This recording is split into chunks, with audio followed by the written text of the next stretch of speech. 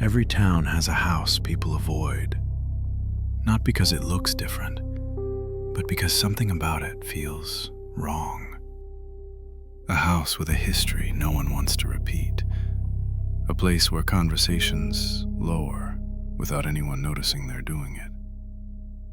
But before it became a place of silence, before it had an address people remembered, it was just a house.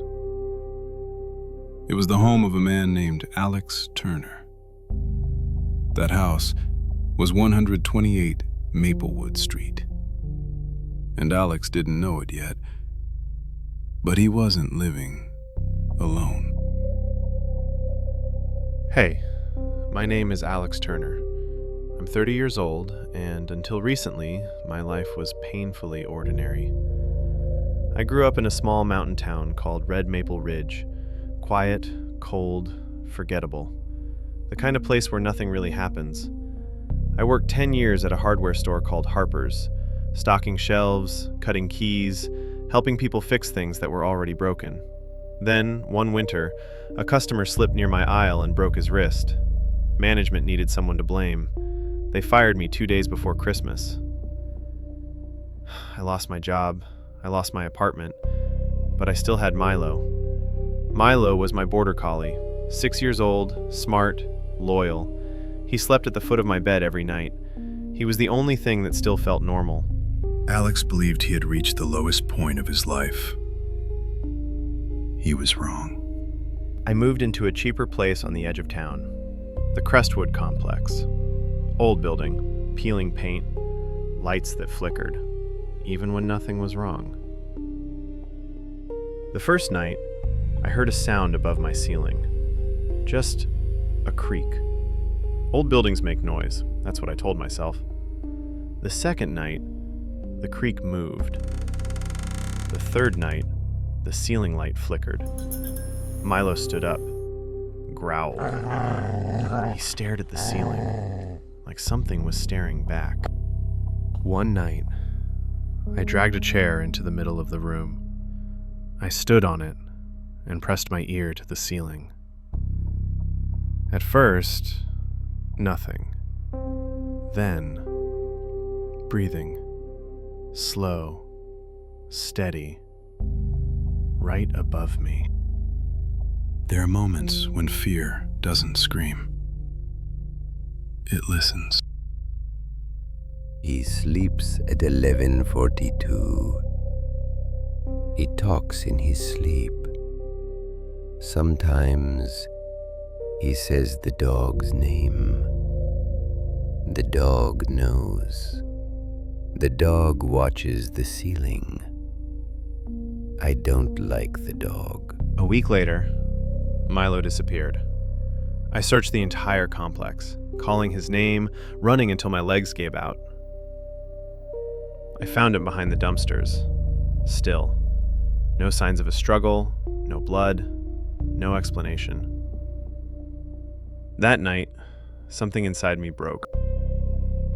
I noticed a loose roof panel above my apartment, something I'd never seen before. I borrowed a ladder, climbed up, and pulled myself inside. The smell hit me first. Rot, sweat, old food. There were blankets, wrappers, clothes, and a notebook. The dog knows. I silenced him. I listen when Alex sleeps. Then I heard breathing behind me. I turned. He was crouched in the darkness, thin, pale, smiling, like he hadn't practiced it in years. I fell out of the attic, ran, called the police. They never found him. Monsters don't disappear. They relocate. I moved to a new town called Green Hollows. Modern building, bright hallways, no attic. That part mattered. For a while, I slept. Then I started finding my front door slightly open. Footsteps followed me at night. And one morning, there was a note under my doormat. Ceilings don't stop me. He feels safe here.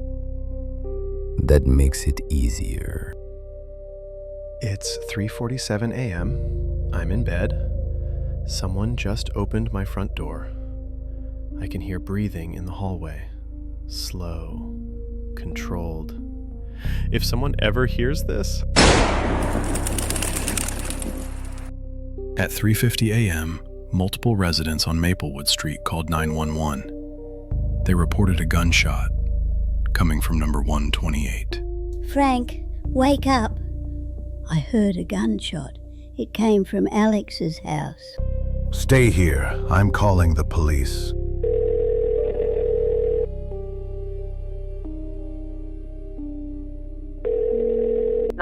What's your emergency? Hello. This is 130 Maplewood Street. We heard a gunshot from 128. Someone might be hurt.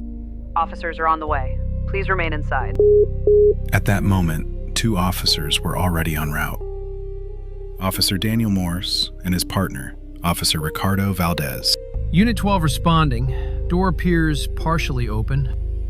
Weapons out. Move slow. Bedroom.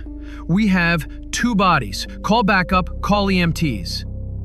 To whoever finds us. I did not follow him. He invited me. I lived above him long before he ever heard me. The dog sensed me, so I removed it.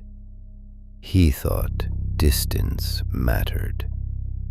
It doesn't. Last night he slept peacefully. He never woke.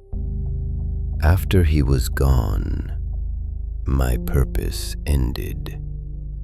Do not search for us. You are not meant to understand. Morse, whoever this man was, he was insane. This building doesn't have an attic. The case was closed as a homicide followed by suicide. But since that night, no one has lived in 128 Maplewood Street. Neighbors still report footsteps, soft movement from a ceiling that doesn't exist.